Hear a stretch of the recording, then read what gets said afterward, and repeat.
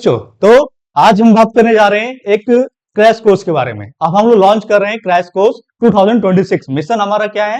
आपको 90% प्लस दिलाने की। ठीक है, तो आप लोग तो मुझे जानते ही होंगे, जो नहीं जानते वो आप जान जाएंगे, क्योंकि मैं हूं founder of scaling academy, Tabish sir. ठीक है, तो आज से हम लोग स्टार्ट करेंगे आपका कॉमर्स का क्रैश कोर्स। ठीक है, 2026 के। और आप लोग से मेरी उम्मीद है कि आप लोग हमारे इस क्रैश कोर्स में पार्टिसिपेट करेंगे और अच्छे से पढ़ेंगे। और हम यहाँ पर क्या है, मैम से आप लोग को आज मीटिंग कराएंगे और मैम आपका क्या है, लेक्चर लेंगी।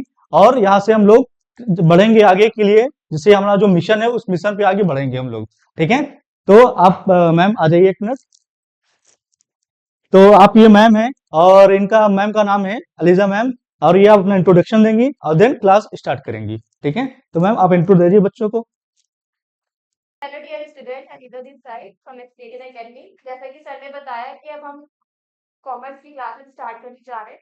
तो पहला सब्जेक्ट है हमारा बीएसटी का। ओके, क्लास 12 बीएसटी कॉमर्स हम कवर करेंगे इसमें। ठीक, hello everyone, welcome to scaling academy. Today I am going to start class 12 commerce BST chapter series and the first chapter is nature and significance of management. Okay, so first and most important topic is management. The word management is very important for exam point of view. Okay, so जैसे कि हमने definition इसकी लिख रखी है कि management is an internal environment of an enterprise.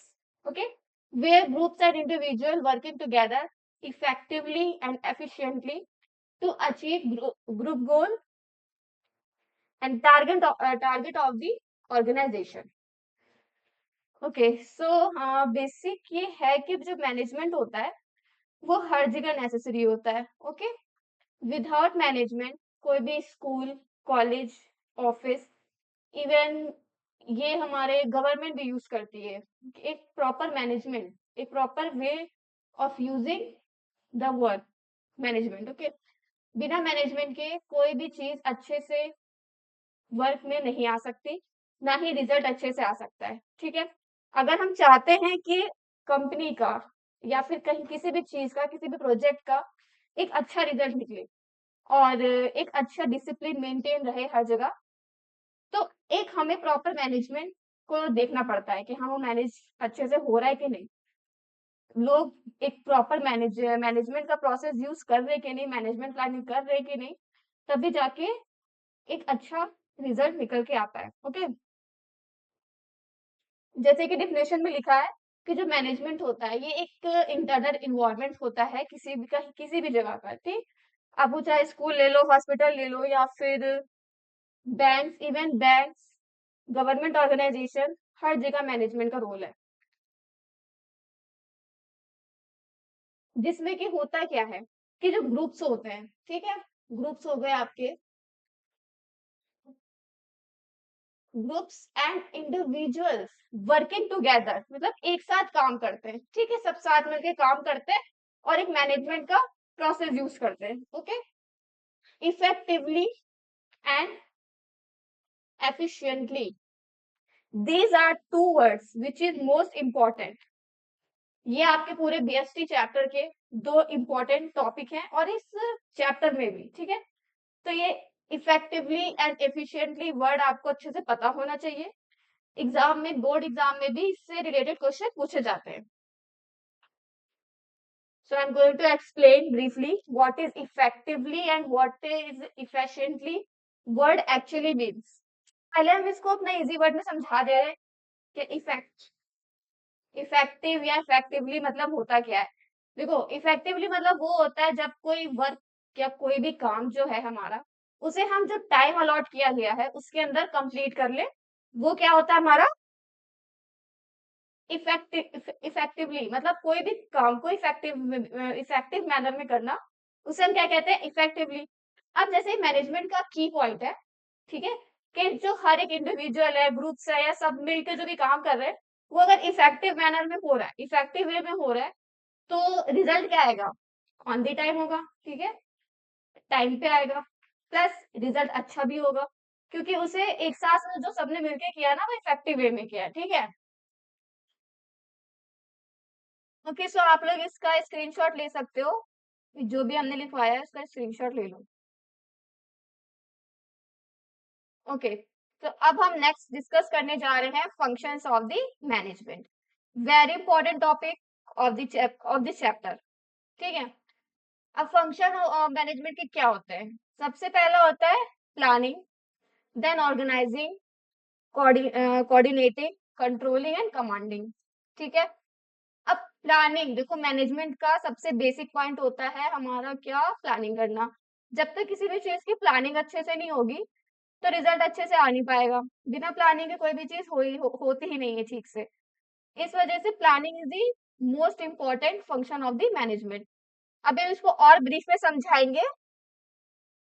अभी सिर्फ हम हेडिंग को एक्सप्लेन कर रहे हैं, बट इसके बाद इसका पूरा ब्रीफ में हम समझाएंगे कि आखिर प्लानिंग होता कैसे, इसकी डेफिनेशन क्या है और इसका प्रोसेस क्या है। ये आपका मोस्ट इंपॉर्टेंट टॉपिक भी है पूरे चैप्टर का। देन उसके बाद आता है नेक्स्ट पॉइंट इज ऑर्गेनाइजिंग। ठीक है, प्लानिंग कर ली, अब चीजों को जब तक अच्छे से ऑर्गेनाइज नहीं किया जाता तब तक जो रिजल्ट होता है वो इफेक्टिव वे में नहीं आ पाता और ना ही एफिशिएंटली वे में। ठीक है, प्लानिंग तो कर ली, अब उसको एग्जीक्यूट भी तो करना है ना।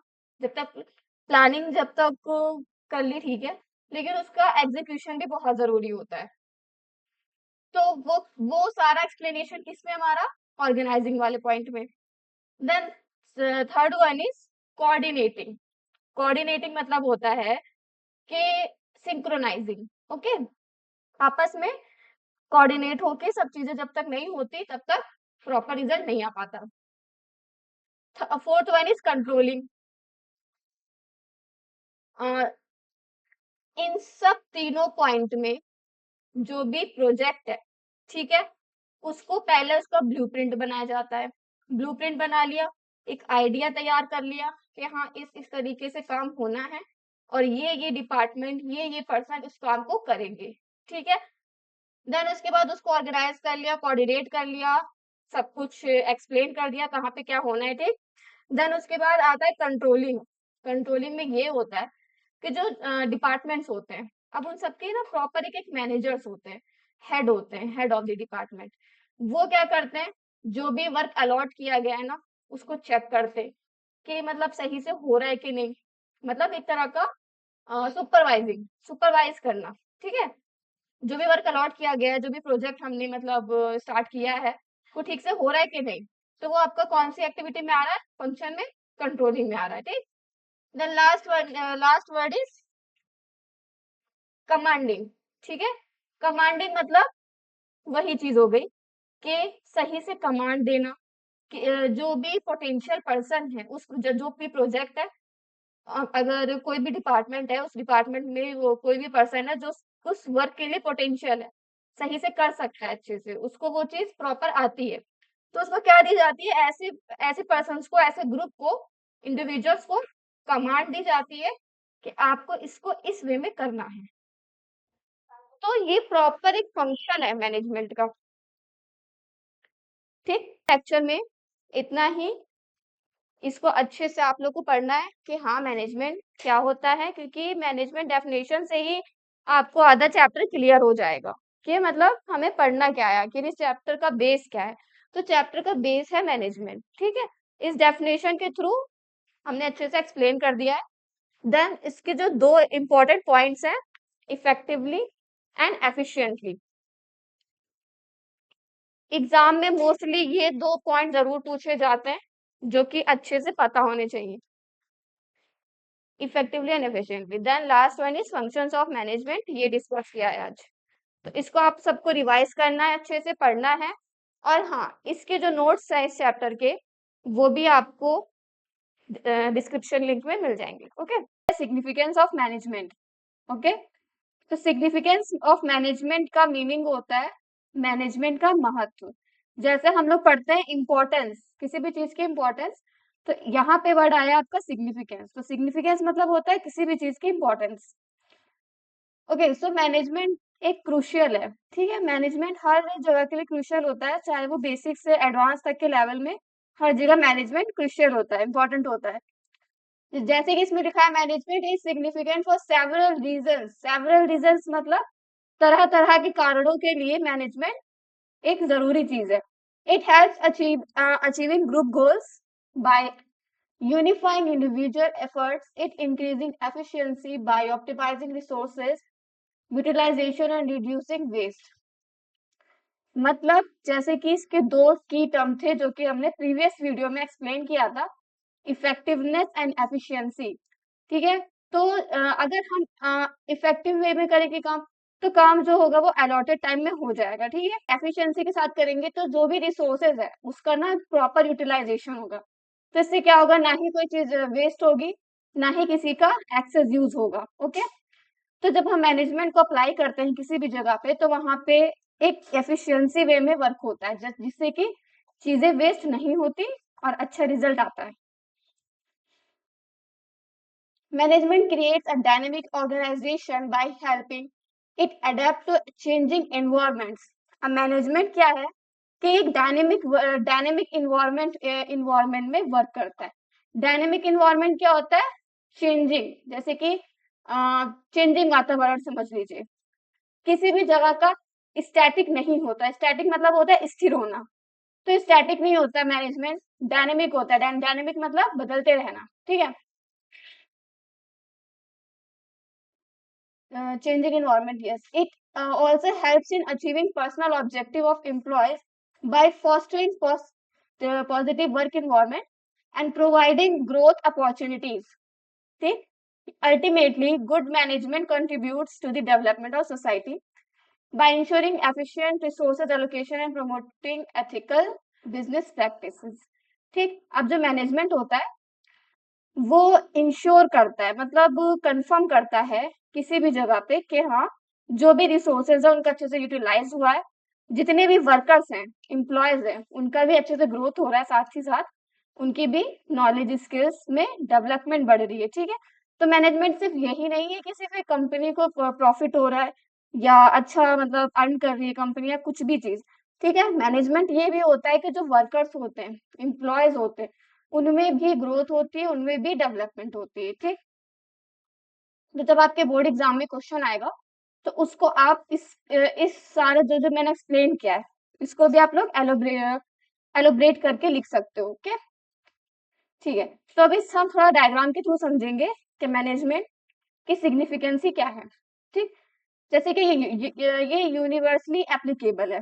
यूनिवर्सली एप्लीकेबल मतलब सिर्फ ऐसा नहीं कि सिर्फ कुछ कंट्रीज में या कुछ जगह पे ही मैनेजमेंट का यूज होता है, ऐसा नहीं है. ये आपके पूरे वर्ल्ड में हर जगह पे यूनिवर्स में मैनेजमेंट का यूज होता है. ठीक है, हर जगह पे इसको यूज किया जाता है मैनेजमेंट को. गोल ओरिएंटेड, ठीक है.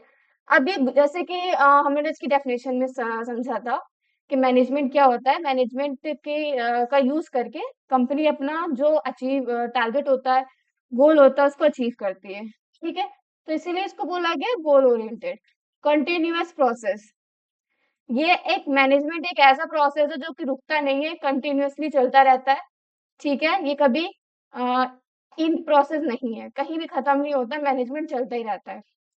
जैसे कि हर फाइनेंशियल ईयर, जैसे कि फाइनेंशियल ईयर स्टार्ट होता है फ्रॉम 1 अप्रैल टू 31 मार्च. ठीक है, तो अब जैसे कि कोई भी कंपनी होती है, स्कूल होते हैं, कॉलेजेस होते हैं, कहीं भी स्टार्टिंग में ही सारा प्लानिंग बना ली जाती है कि इस ईयर हमें क्या क्या करना है, क्या क्या नहीं करना. जो मैनेजमेंट होता है वो इन तीनों का मिक्सचर होता है, समझ लीजिए कि जैसे जब तक मैनेजमेंट में इन तीनों का रोल बराबर होता है. ठीक, सबसे पहले मैनेजमेंट ऑफ वर्क में क्या डिसाइड होता है कि वर्क कैसे कैसे क्या क्या करना है, तो उससे रिलेटेड सारा मैनेजमेंट देखा जाता है. देन उसके बाद मैनेजमेंट बाय पीपल, अब कितनी वर्कफोर्स चाहिए, कितने वर्कर्स चाहिए उसको उस वर्क को कंप्लीट करने के लिए. जैसे कि स्कूल्स में होता है एनुअल फंक्शन वगैरह, कोई भी कुछ भी फंक्शन हो रहा है तो पहले फंक्शन डिसाइड होगा. ठीक है, उसमें क्या क्या वर्क होना है वो सब डिसाइड हो जाएगा. फिर मैनेजमेंट बाय पीपल, फिर मैनेजमेंट बाय पीपल में क्या होता है कि किस किस बच्चों को परफॉर्म करना है, कौन सी टीचर को असाइन करना है, किस ड्रामे के लिए, किस डांस के लिए, वो सब मैनेजमेंट बाय पीपल में हो जाएगा. अब मैनेजमेंट बाय ऑपरेशन मतलब डे ऑफ प्रेजेंटेशन, कि जिस दिन वो जो एनुअल फंक्शन प्रेजेंट होने वाला है उस दिन की बात होती है, ठीक है। तो अब देखो सबसे पहले क्या हुआ, पहले वर्क डिसाइड हुआ, देन उसके बाद जितना भी पीपल्स को अरेंज करना था, प्रैक्टिस वगैरह करनी थी, वो सारा पीपल मतलब वर्क फोर्स का काम हुआ जितना भी हुआ। देन उसके बाद मैनेजमेंट बाई ऑपरेशन, जिस दिन वो चीज होनी है, फंक्शन होना है, सारे उस चीज से रिलेटेड सारा मैनेजमेंट वर्क देखा जाएगा। कि जैसे कि आप लोगों ने देखा होगा कि जिस दिन फंक्शन होता है तो सारी अरेंजमेंट की जाती है कि कौन सी परफॉर्मेंस कब होनी है, या म्यूजिक सिस्टम से रिलेटेड चीजें देखी जाती है, एंकरिंग कौन करेगा, सब चीज उस दिन मतलब अच्छे से ऑपरेट कर दी जाती है। तो ये तीनों मिलकर ही एक अच्छा रिजल्ट निकल के आता है।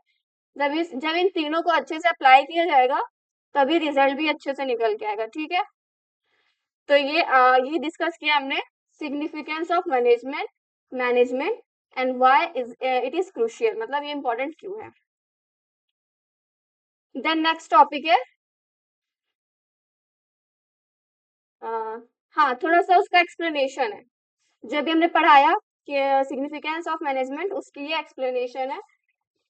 Management is a universal activity, मतलब हर जगह, हर पूरी दुनिया में इसको अप्लाई किया जाता है, हर जगह, स्मॉल बिजनेस से लेकर लार्जर बिजनेस, मतलब लार्जर बिजनेस तक, ठीक है, हर जगह पे इसको अप्लाई किया जाता है। फिर उसके बाद है गोल ओरिएंटेड देखो इसमें लिखा है management is always aim to achieve specific goal और ऑब्जेक्टिव। जो भी कंपनी का है, किसी भी जगह का एक स्पेसिफिक ऑब्जेक्टिव है, गोल है, उसको कंप्लीट करने के लिए, उसको अचीव करने के लिए मैनेजमेंट का यूज किया जाता है, ठीक है। नेवर एंडिंग प्रोसेस भी कह सकते हैं, ठीक है। एक साइकिल है, एक साइकिल है, वो चलती रहती है, ठीक है। With the help of these process like planning, organising, staffing, directing and controlling, ये अपने आप में ही एक पूरे पूरे चैप्टर हैं, ठीक। Planning, organising, staffing, directing, controlling, ये सारे चैप्टर्स हैं, इसको भी हम लोग ब्रीफली एक्सप्लेन करेंगे in the next chapter of this subject, okay. अभी हम थोड़ा सा ब्रीफ कर देते हैं कि planning, organising, staffing, directing, controlling होता क्या है। अब मैनेजमेंट देखो, अब ऐसा तो नहीं है कि हवा में चीजें हो जाएंगी, बस मैनेजमेंट का ही बोल दिए तो चीजें हो गई, ऐसा नहीं होता। उसके लिए प्रॉपर, हर चीज के लिए एक प्रॉपर प्रोसेस का यूज करना पड़ता है, ठीक है। पहला प्रोसेस है प्लानिंग। प्लानिंग मतलब क्या होता है, किसी भी चीज का ब्लूप्रिंट तैयार कर लेना पहले से, ठीक है। जो भी हम चीज करने जा रहे हैं, जो भी प्रोजेक्ट करने जा रहे हैं, जो भी फंक्शन प्रोग्राम कुछ भी करने जा रहे हैं, तो उसके लिए एक प्रॉपर ब्लूप्रिंट तैयार कर लेना कि हमें कैसे कैसे क्या क्या करना है, ठीक है, वो हो जाती है प्लानिंग। ऑर्गेनाइजिंग, ठीक है, प्लानिंग हमने ब्लूप्रिंट बना लिया, अब उसको कैसे ऑर्गेनाइज करना है, क्या क्या रिसोर्सेज चाहिए, किस किस तरीके से उसे ऑर्गेनाइज करना है, वो चीज किस में डिस्कस होगी हमारी, कौन से प्रोसेस में, ऑर्गेनाइजिंग में।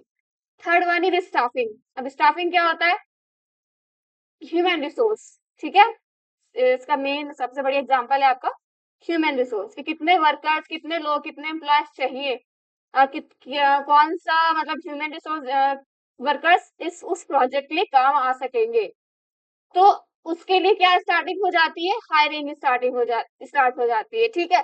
जो कंपनी के जो ह्यूमन रिसोर्स मैनेजर्स होते हैं, जो मैनेजमेंट जो मतलब देखते हैं ह्यूमन रिसोर्स वाला, वो लोग ना ये वाला प्रोसेस कैरी करते हैं, स्टाफिंग वाला, ठीक है। Fourth one is directing. Directing मतलब कि अब उस जो भी प्रोजेक्ट है या जो भी वर्क है, कुछ भी निकाला गया वर्क, तो उसको मैनेज कौन करेगा, ठीक है, डायरेक्ट कौन करेगा, कि मतलब कैसे, कौन सा प्रोसेस कब होना है, किस तरीके से होना है, ठीक है। तो इसके लिए जो डायरेक्टर्स होते हैं, मैनेजर्स होते हैं, वो सब इसको देखते हैं, ठीक है, इस प्रोसेस में वो वाला वर्क होता है। देन कंट्रोलिंग, अब इसका एक एग्जांपल समझा देते हैं। जब स्टाफिंग के लिए, ह्यूमन रिसोर्स को हायर करने के लिए हायरिंग की जाती है, ठीक है, वैकेंसीज निकाली जाती है कंपनी की तरफ से डिफरेंट डिफरेंट प्लेटफॉर्म्स में, ओके। देन उसके बाद जो ह्यूमन रिसोर्स मैनेजर्स होते हैं, वो क्या करते हैं, वो डिफरेंट डिफरेंट रिक्रूटर्स को हायर कर, मतलब डिफरेंट डिफरेंट रिक्रूटर्स को वर्क देते हैं कि आपको इस प्रोजेक्ट के लिए, जैसे मार्केटिंग का कोई प्रोजेक्ट है, उसके लिए आपको इस बंदे को या इस पर्सन को हायर करना है। उनके अंदर ये क्वालिटीज होनी चाहिए, उनके अंदर ये स्किल्स होनी चाहिए, और एजुकेशन वैसी होनी चाहिए, ठीक है। तो फिर जब वो चीज़ सब हो जाती है, जब प्रोजेक्ट स्टार्ट हो जाता है, वर्क स्टार्ट हो जाता है, तो जो हेड होते हैं ना डिपार्टमेंट्स के, जैसे मार्केटिंग के हो गए, ह्यूमन रिसोर्स के हो गए, ऑपरेशन मैनेजमेंट के हो गए, उन सब के जो डायरेक्टर्स होते हैं वो डायरेक्ट करते हैं, ठीक है, सॉरी जो मैनेजर्स होते हैं वो डायरेक्ट करते हैं वर्क को कि उस डिपार्टमेंट में वर्क सही हो रहा है कि नहीं, ठीक है, जो लोग हैं वो अपना काम टाइमली कर रहे हैं, इफेक्टिव सॉरी एफिशिएंसी और इफेक्टिवनेस के साथ काम कर भी रहे हैं कि नहीं, ठीक है। Then last one is controlling. Controlling मतलब क्या होता है कि जो भी हमने प्लानिंग की थी, जो भी हमने सबसे पहला प्रोसेस किया था, एक आइडिया में मतलब ले लिया था कि हाँ इतना बजट है, इतना इतना वर्क होना है, तो वो जब सब कुछ वर्क हो गया, उससे मैच किया, तो कोई मतलब उसमें गड़बड़ी तो नहीं आ रही, या फिर ऐसा तो नहीं कोई कोई लैग तो नहीं आ रहा, उसमें कुछ खराबी तो नहीं हो गई कि मतलब जो रिजल्ट सही नहीं आया, तो वो जो कंट्रोलिंग वाला प्रोसेस है उसमें ये सब चीजें देख ली जाती हैं, ठीक है। अगर कोई रेक्टिफिकेशन करनी होती है, रेक्टिफिकेशन मतलब जब कोई चीज सही करनी होती है तो फिर से वो प्रोसेस तैयार करना पड़ता है। इसी वजह से बोला जाता है कि मैनेजमेंट एक अच्छा वे है किसी भी काम को करने के लिए, ठीक है, जिसमें कि 5 प्रोसेस बहुत ज्यादा इंपॉर्टेंट एंड क्रूशियल माने जाते हैं। Fourth point is management is intangible. Intangible का मीनिंग होता है जिसे हम टच नहीं कर सकते, जिसे हम सिर्फ महसूस कर सकते हैं, फील कर सकते हैं, बट टच नहीं कर सकते, वो उन चीजों को हम कहते हैं इंटेंजिबल। और टेंजिबल क्या होती है, जिसे हम टच कर सकते हैं, ठीक है। तो जाहिर सी बात है जो मैनेजमेंट होता है वो इंटेंजिबल होता है, कोई ऐसा मतलब हम उसको अपनी खुली आंखों से नहीं देख सकते, सिर्फ फील कर सकते हैं उसके उसकी इसेंस को, उसके मतलब रूल को, प्रोसेसेस को सिर्फ महसूस कर सकते हैं और देख सकते हैं कि हाँ एक मैनेजमेंट यूज हुआ है, तो वो वर्किंग एरियाज में कैसे शो हो रहा है, ठीक है। तो management is intangible. Fifth one is management is a group activity. हाँ, जब तक टीम वर्क नहीं होगा तब तक मैनेजमेंट भी अच्छे से अप्लाई नहीं हो पाएगा। The last one is management is dynamic. जैसे कि हमने पिछले लेक्चर स्लाइड में बताया था, मैनेजमेंट डायनामिक होता है, मतलब चेंजिंग इन्वायरमेंट के साथ ये भी अपने आप को अडेप्ट कर लेता है, ठीक है। मैनेजमेंट कोई ऐसा स्टैटिक चीज नहीं है किसी जो एक बार चीज बन गई उसके बाद चेंज नहीं हो सकती, ऐसा नहीं है। मैनेजमेंट डायनामिक है, जिस तरीके की टेक्नोलॉजी आती जाती है उस तरीके से कंपनी अपने मैनेजमेंट को भी अडेप्ट कर लेती है, ठीक है। तो सिग्निफिकेंस सिग्निफिकेंस वाला टॉपिक अभी यहाँ पे कंप्लीट होता है। नेक्स्ट, तो next topic is objectives of management.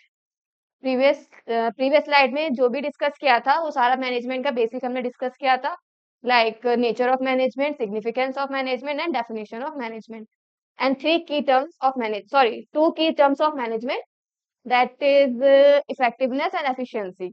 The next one is objectives of management. तो जैसे कि वर्ड ऑब्जेक्टिव, ऑब्जेक्टिव का मीनिंग सबसे सबसे पहले पता होना चाहिए कि ऑब्जेक्टिव मतलब होता क्या है। ऑब्जेक्टिव मतलब होता है किसी भी चीज का उद्देश्य, ठीक है, आखिर उस चीज का उद्देश्य क्या है। सो अब हम पढ़ेंगे कि मैनेजमेंट का आखिर ऑब्जेक्टिव क्या है। सबसे पहले होता है ऑर्गेनाइजेशनल ऑब्जेक्टिव। इसको अगर और ब्रॉडली डिफाइन किया जाए, ऑब्जेक्टिव्स ऑफ मैनेजमेंट,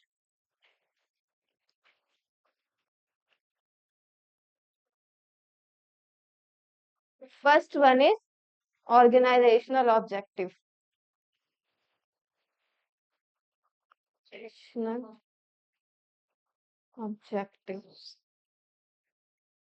इसके इसके 3 सब पॉइंट्स होते हैं, that is survival, next one is profit and last one is growth, ठीक है। तो मतलब मैनेजमेंट का एक सबसे पहला खुद का एक ऑब्जेक्टिव होता है अपने ऑर्गेनाइजेशन के लिए, बाकी किसी का ना सोच के सबसे पहले जो भी बिजनेस स्टार्ट करता है, कोई भी ऑर्गेनाइजेशन होती है, कोई भी कंपनी होती है, कोई भी फर्म, स्कूल, कॉलेज वगैरह जो भी प्लेस होता है, वहां पे वो सब अपना पहले बेसिक अपना ही खुद का ग्रोथ चाहते हैं कि हमारा जो ऑब्जेक्टिव है ऑर्गेनाइजेशन का वो क्या है। तो सबसे पहले होता है सर्वाइवल, मतलब एक बेस तैयार कर लेना, एक जिसे बोलते हैं ना टिकाव, जैसे कि एक अगर बेस मजबूत होगा तभी आगे चल के कंपनी हो गया कोई भी प्लेस होगी तभी वही ग्रोथ कर पाता है, ठीक है। तो सबसे पहले होता है सर्वाइवल। सर्वाइवल में जितना भी बेसिक वर्क होता है वो किया जाता है, ठीक। देन उसके बाद आता है प्रॉफिट। अब सर्वाइवल हो गया, सर्वाइवल का मतलब कि हमने जितना कैपिटल लगाया, ठीक है, जितना खर्चा किया उतना हमें आउटपुट मिल पा रहा है कि नहीं, ये देखना पड़ता है। ऐसा तो नहीं है कि हमने ज्यादा पैसा लगा दिया प्लस उतना ज्यादा हमें आउटपुट नहीं मिल पा रहा। तो उसमें सर्वाइवल में ये है कि हम बेसिक मतलब डे बाय डे में जितना खर्चा हो रहा है उतना इनकम जनरेट हो पा रहा है कि नहीं। तो बिजनेस ऑर्गेनाइजेशन वगैरह सब लोग पहले ये चेक करते हैं, तब जाके एक टिकाव होता है, किसी भी चीज का एक टिकाव होता है, मतलब स्टैटिकनेस आती है। Then next one is profit. जब एक सर्वाइवल में आ जाता है कोई भी बिजनेस ऑर्गेनाइजेशन, कुछ भी सर्वाइवल में आ जाता है, तब वो अपने प्रॉफिट की ओर बढ़ता है, प्रॉफिट का ध्यान देता है कि अब हमें थोड़ा सा और ज्यादा अर्न करना है, जिससे कि मतलब जितना हम इनकम अर्न कर रहे हैं और उसमें डबल हो जाए, तो उसे बोला जाता है प्रॉफिट, ठीक है। सर्वाइवल हो गया, प्रॉफिट हो गया। Then last one is growth. Growth में ये होता है जैसे कि जैसे कि कोई प्रोडक्ट है, ठीक है, कोई कंपनी एक प्रोडक्ट बना रही है, उसमें उसको अच्छा खासा प्रॉफिट हो गया, सर्वाइवल भी अच्छा हो रहा है, सब कुछ बढ़िया बैठ गया। अब लास्ट वन इज ग्रोथ। तो मतलब अब वो चाहेगा ना कि वो अपने और प्रोडक्ट्स बनाए और जनरेट करे चीजों को और थोड़ा एक्सपेंड करे मार्केट में अपने आप को। तो वो होता है क्या, ग्रोथ। कोई भी स्कूल है या कोई भी कोचिंग्स वगैरह होते हैं, एक ब्रांच चलो अच्छी चल गई, देन उसके बाद वो 2-3 ब्रांचेस ओपन करना स्टार्ट कर देते हैं। तो वो कौन सा पॉइंट है हमारा, ग्रोथ वाला, ठीक है। देन नेक्स्ट ऑब्जेक्टिव है मैनेजमेंट का, सोशल ऑब्जेक्टिव।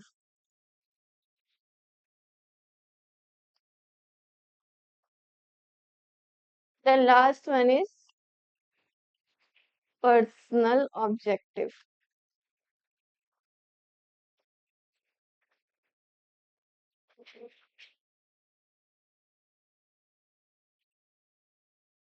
ठीक है, जैसे कि इसमें लिखा है these objectives address the organisations responsibilities toward societies, ठीक है। अब देखो, अब तो ऑर्गेनाइजेशन में तो बिजनेस ने अपना सारा जितना था, अपना पर्सनल जो भी था वो सब देख लिया। ग्रोथ ग्रोथ की बात हो गई, सर्वाइवल की बात हो गई, प्रॉफिट की बात हो गई। अब वो लोग ये इंश्योर करेंगे, मेक श्योर करेंगे कि जो नेक्स्ट है हमारा सोशल ऑब्जेक्टिव जो भी होता है मैनेजमेंट का, वो फुलफिल हो रहा है कि नहीं। अब उसमें पहला ये है कि वो लोग सोसाइटी के टूवर्ड्स अपनी रिस्पॉन्सिबिलिटीज निभा पा रहे हैं कि नहीं, ठीक है। तो उसका पहला पॉइंट है environmental protection.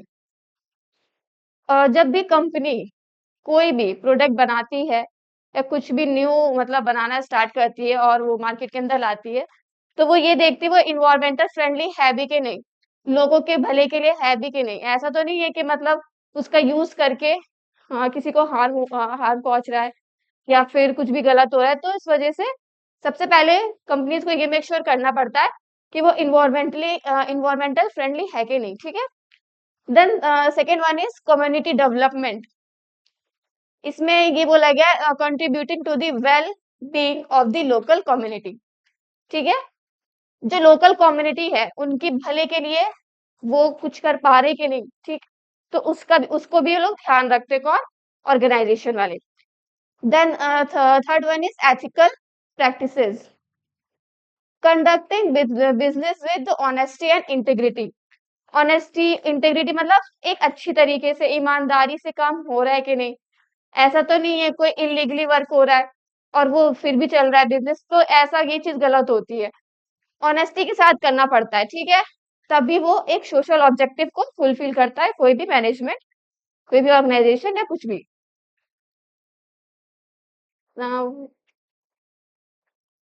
Yes, fourth one is personal objective, ठीक है। तो इसके आप सब पॉइंट्स यहाँ पे लिख सकते हैं हम लोग, सोशल ऑब्जेक्टिव के।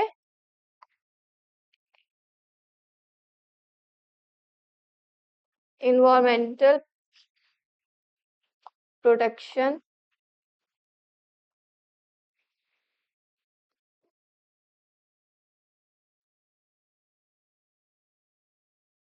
community development.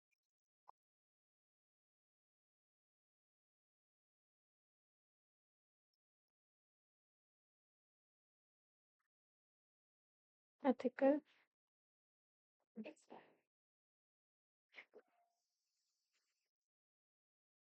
Okay, so these are the social objective of the management. The last one is personal objective. ठीक, अब पर्सनल ऑब्जेक्टिव में कंपनी क्या करती है, ऑर्गेनाइजेशन क्या करती है, इसके बारे में हम लोग पढ़ेंगे. ठीक, these objective relate to the needs and goals of the employees working in the organization.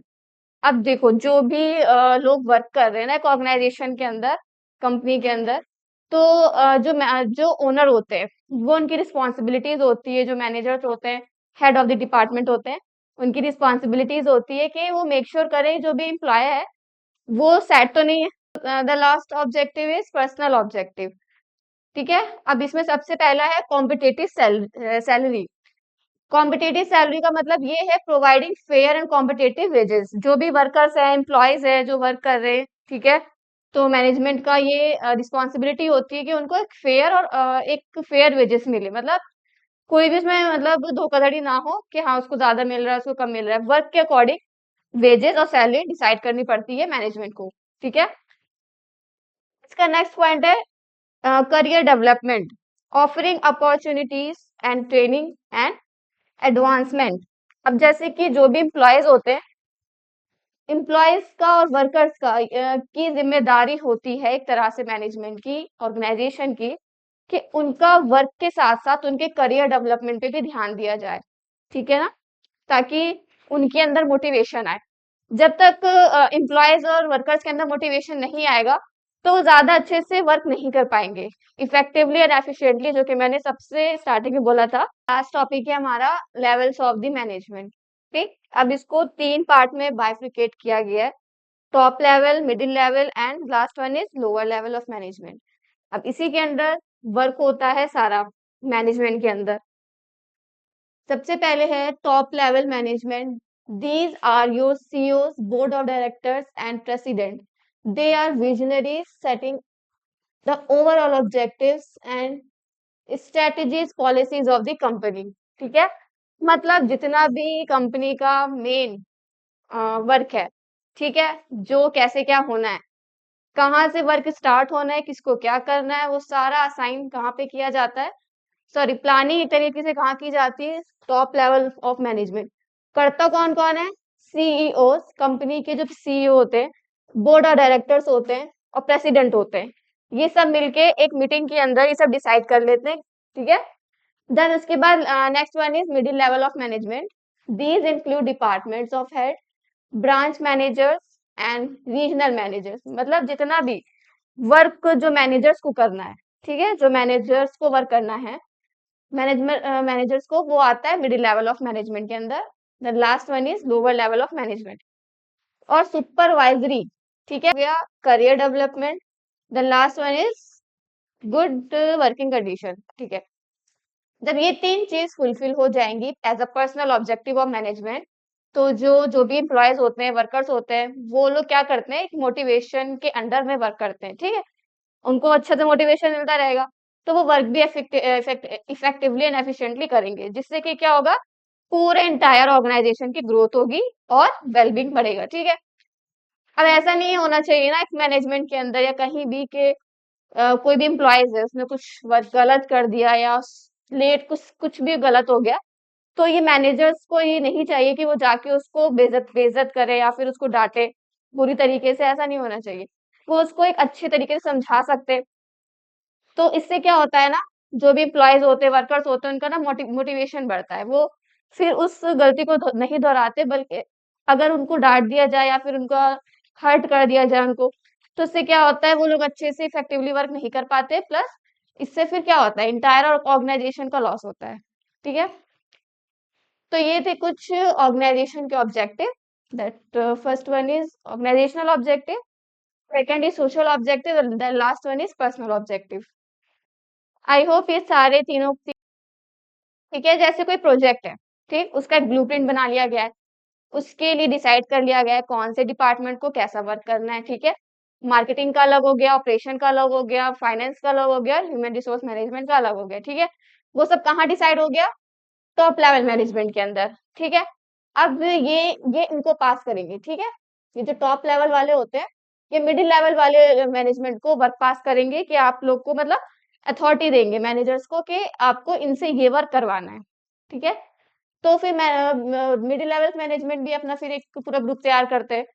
Her department के मैनेजर्स को बोला जाता है कि आपको अपने जो वर्कर्स हैं, जो भी एम्प्लॉयज है कंपनी के अंदर लेवल लोअर लेवल के, उनसे ये वर्क करवाना है, ठीक है। The last one is lower level of management.